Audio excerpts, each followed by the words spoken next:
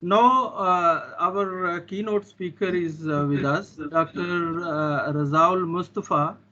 He is an associate professor in civil and environmental engineering at University of Technology, Petronas. He has about 10 years of working experience as an academician and researcher and channel design engineer. He has authored over 75 papers in international journals. He has secured 15 research grants from various agencies in Malaysia and won several awards, including 9 gold medal, 4 silver and 5 bronze medal about his research. Now I ask the Dr. Muhammad Razaul Mustafa, please share with us your thoughts. Thank you very much, sir. Please, over to you. Bismillahirrahmanirrahim. Thank you very much, sir. Dr. Shahid. Let me just share my slide first.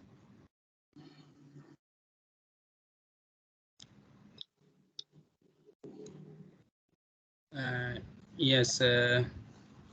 So do you see my slides? Yes. Any of the participants could please confirm? Yes, we can see your slide. You can see your image. Okay.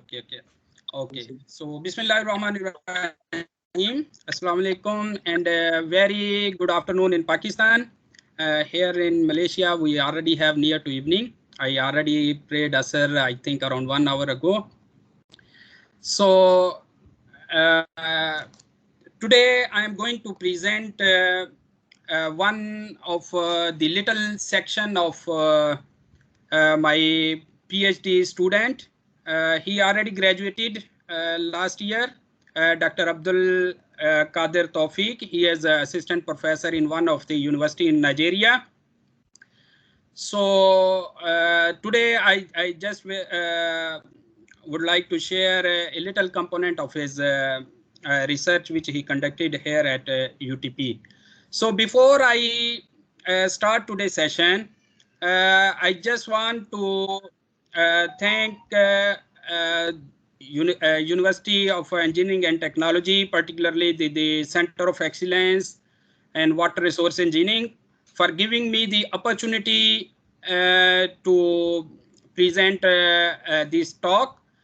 Let me share something before the talk. I will just take a couple of minutes for the benefit of those students who are still studying in University of Engineering and Technology, or particularly in Center of Excellence in Water Resources Engineering.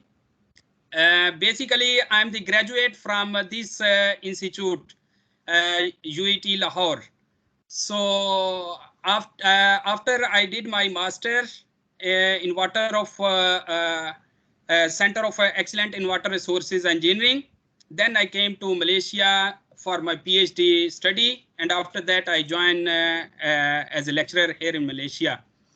So I'm very thankful to all my lecturer, Dr. Ghulam Nabi, Dr. Clean Server, Dr. Masood Saab.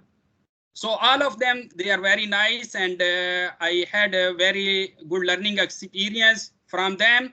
And that is basically the foundation which bring me to the heights here. So today where I am. Bundle of thanks to my MSc supervisor, Dr. Atar Rahman Tariq. So I just want to share something interesting for those students who are studying in center. Here we have a wonderful scholarship opportunities, and so far I have graduated 6 PhD students, and 3 of them I took from Pakistan. And even currently I am supervising 2 PhD students. They are from Pakistan, and even one of them is graduated from UET Lahore. She did master with Professor Habibur Rahman Sahib in hydraulic engineering, and she is doing PhD now with me. She is the lecturer in Mian Nawaz Sharif University of Engineering and Technology, Multan. So you are most welcome if in case you are interested to get any scholarship, any sort of the your interest in the PhD or master level here in Malaysia. So I would be very happy to help you in this regard. You can reach to me at raza.mustafa@utp.edu.my. You can also take my contact from these Dr. Kaleem server. So why I shared this one, because I know that when I was the student there, so I always very keen to hear from some of the lecturers who could share such kind of the opportunities. And the same thing happened with me, that I heard in a talk one of the opportunity, I just grabbed that one, and now today I am here as an associate professor in this department. Alhamdulillah. So today, let me just move to the talk. So today I am just going to share one of the example of my PhD student, what he did the research, the integrated application of artificial intelligence and the GIS for soil erosion susceptibility mapping. Artificial intelligence, it's a very broad field. In fact, there are several branches in artificial intelligence. You can find artificial neural network, you can find neurofuzzy, fuzzy logic, support vector machine. Even in these branches, you can further go in deep that even in artificial neural network, you can find a radial basis function, multi-layer perceptron, generalized regression neural network, wavelet neural network, a lot of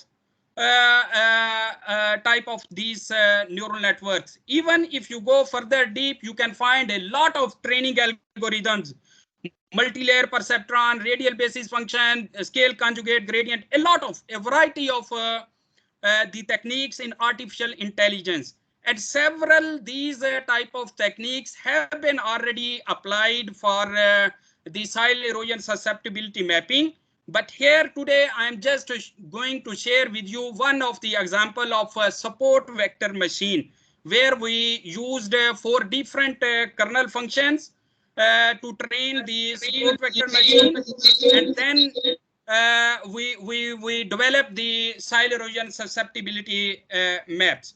So my the flow of my presentation, that is just like the normal, brief background of the study, what was the problem which we focused in this study, and what was the main objective, and how we executed this study. So then I will share the a brief conclusion of this study. You know that soil erosion is a very crucial form of the land degradation. In fact, this is one of the biggest environmental concerns which affect the agriculture productivity as well as the hydrological systems. So why this soil erosion is increasing? Basically, with the increase of the population, a lot of development activities we need to be conducted in the catchment. A lot of agriculture activities we are increasing, and a lot of deforestation we are doing, because we want to we are increasing the urbanization. We need more houses to build. We need more industry to be constructed. We may need more facilities to satisfy the addition of the population growth in this world.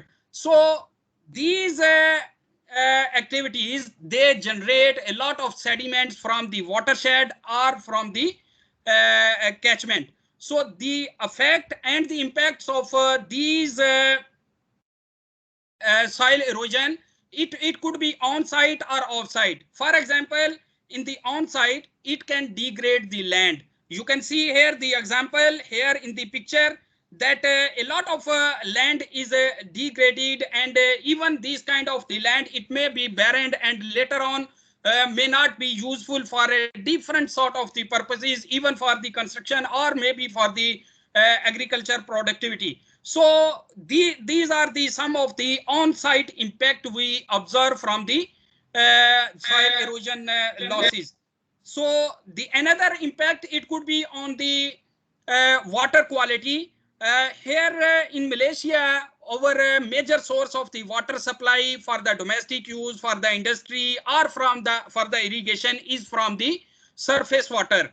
So I know that in Pakistan we are making the use of groundwater as well. A lot of water supply to the domestic and the industry, that is from the groundwater. Here in Malaysia, we do have the groundwater source, but they consider as a reserve that water. So they keep that groundwater source as a reserve for the use when we don't have enough surface water to be utilized. So that's why they feel that instead of just throwing this water to the ocean or discharging the river flows to the ocean, we make the use of the surface water, and then that one is used to supply to the community for the domestic use, for the industry, or for the commercial area, even for the agriculture area.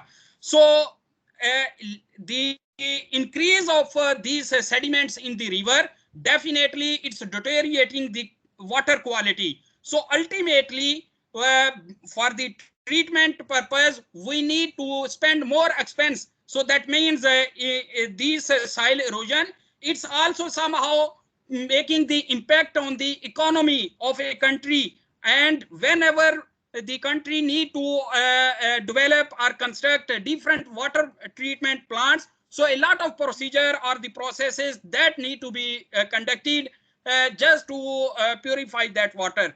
So that is one of the impact. And the other one is the siltation in the water bodies. Here you can see one of the picture that is from the Ringlet Dam. Basically, the background of this study that is primarily focused because of this Ringlet Dam, which is in Cameron Highland. What is the... Share your presentation also. We could not see your slides. We could not see your slides now. Please share. Thank you very much. Sir, do you hear me, sir? Yes, yes. Yes. So my slides you cannot see. No, Yeah, yes. we cannot see now. In the beginning, the slides were shown, but now we cannot see them. Now? Yes, yes, we can see them now. No, it's okay. Yeah, please go to the presentation mode. That's okay. Okay. Just go to the presentation mode. Okay, sure, sir. Thank you. Okay, thank you. Okay, so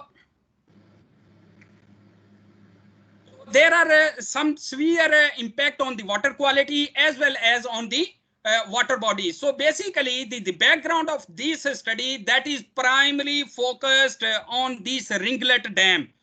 This Ringlet Dam, this is in the Cameron Highland area, where we have a huge sedimentation problem.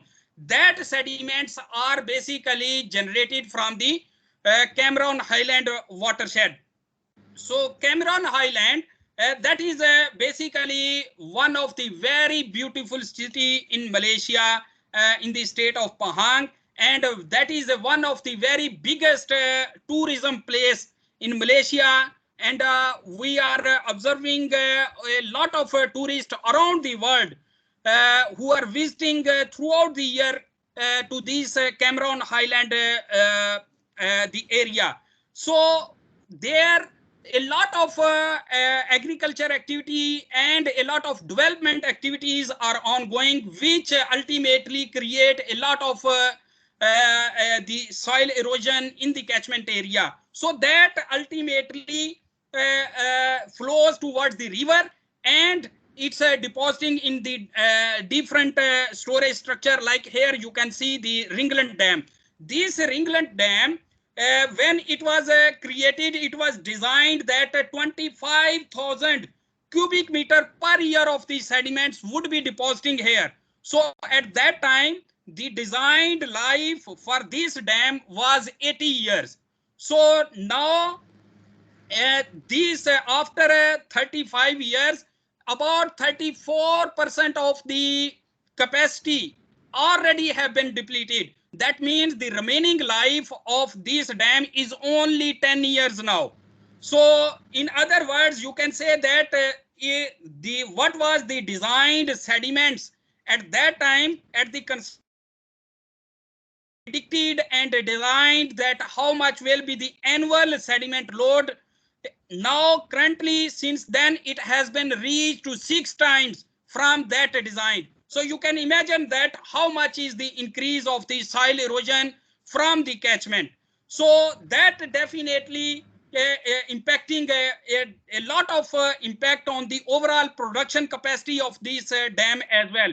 You can see the crane here. Basically this crane is deployed almost throughout the year.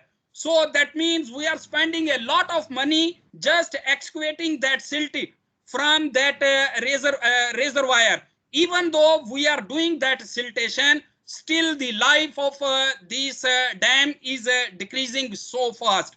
So that is the one of the motivation to conduct this study, that we want to identify the different causative factors from the catchment which create this soil erosion, not only the static factors but also the dynamic factors.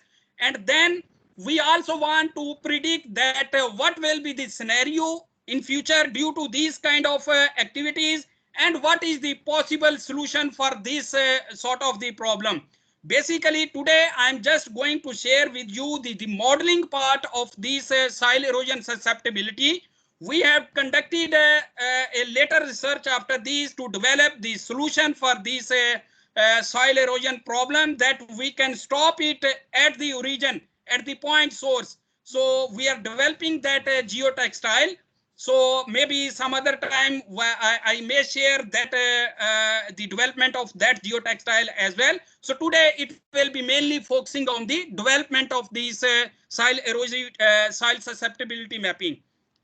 Okay, another problem that in 2013 it happened that the Malaysia, they had a heavy rainfall. In fact, in Malaysia every year we have almost the flood, but sometimes due to the very heavy rainfall we have the high flash floods. So in 2013 it happened that there was a heavy flash flood, and the dam, it need to release the additional water from the reservoir. So that also take along the sedimentation which was deposited in the river or coming from the catchment. So that give the shape of the mud flow. So around 3 people were killed, what died due to that mud flow as well. So that is also the scenario which are created due to the increase of this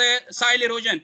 You might have seen that in different rivers, even if in Lahore, you see when you are passing through this Ravi bridge near to this Ravi Tool Plaza near to Shahadara. So you can, if you look down towards the river, you can see that a lot of sediments are depositing in the river, and even a lot of vegetation is growing. Some trees are growing, and ultimately it is giving the shape of the small island appearing in the river, or small sort of the forest or the jungle. In fact, that is the long-term deposition of the sediments in the river, and that one is not in Pakistan. Basically that's happening all around the world, particularly here in Malaysia. Near to UTP, we have the Perak River, and similar scenario we are observing here. I am here in since 12 years almost here in Malaysia, and I have seen a significant change. In fact, the significant deposition of the sediments within this short time, it's appearing there. So Dr. that is a very alarming situation, basically. Hello, Dr. Razaul Mustafa. Please, we are Yes. bit short of time. Please, little bit faster. Okay. Inshallah, I try to make it more faster. So another problem, it could be this soil erosion and the other agriculture and productivity, agriculture production. That is also some of the basically the problem due to this soil erosion we may have. You see here, this is a very beautiful picture from the Cameron Highland. So these are the tea gardens, And here you can see the river in the the Cameron Highland. You can see the color of this one. So you see this Cameron Highland, it is a very popular due to its greenery, particularly due to these tea gardens, beauty, the natural beauty. And even there is very famous joke here in Malaysia that when the tourists, they come to this visit this Cameron Island, when they go back, they explain to the people, oh, Malaysia, particularly the Cameron Highland, very rich in tea. So even the tea is flowing in the rivers. So that is the joke basically, that a lot of sediments that's flowing in the rivers. Okay, so there are several causes of this soil erosion, very well recognized in the previous studies, the biophysical factors and some of the human factors. And based on these biophysical and human factors, these causative factors are categorized into two main categories, the static factor and the dynamic factors. So most of the studies, the previous studies, they primarily focus on the static factors because of their the convenience to be used in the modeling, different modeling techniques. But most of the times the dynamic factors that have been ignored due to the variations of the data in the dynamic factors. So what are the static factors? Those factors which remain unchanged for the long period of time. And for example, the soil type, the slope of the watershed, and a dynamic factor are considered as the rainfall, the soil moisture, the soil temperature. So here in this study, basically, okay, I think I can just skip this slide. Yes, Dr. Razaul Mustafa, Okay. we could not see your slides also, and please be fast because we you have spent a lot of. Do you hear me, sir? Yes, yes. So But you don't see my your slide? Yes, and also you could be fast. That you have spent around 20 minutes, Okay, and sorry you can for, conclude within maybe yes, 2 or 3 minutes. Thank you very much. Okay, okay. I make it faster. We request if you can show us your main results by showing us some conclusion, then we can save some time. Okay.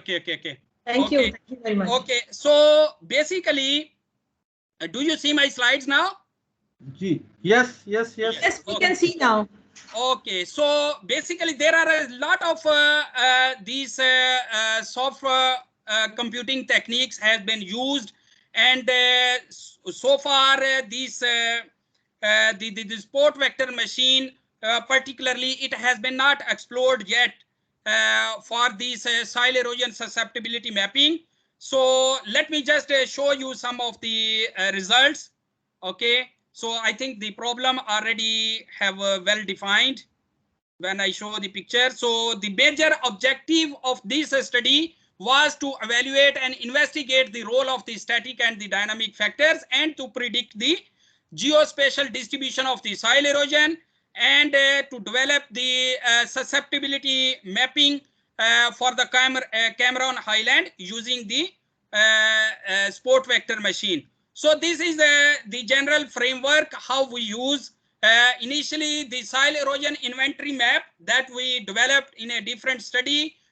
We use the data from those soil inventory map, and use the data of the causative factor and the dynamic factors to develop the support vector machine. And in that model, we easily can detect that where is the soil has been detected, where the soil erosion we can see in the catchment area. So how this model is basically prepared? First of all, we need to prepare the data, just like I mentioned that the inputs are the causative factor, the static and the dynamic factors. And that data here in this study, in the inventory map, we had 159 the soil erosion locations. So an additional 150 without erosion that was identified. And total data, we had 318 of the data, and 70% of the data was used to train the model.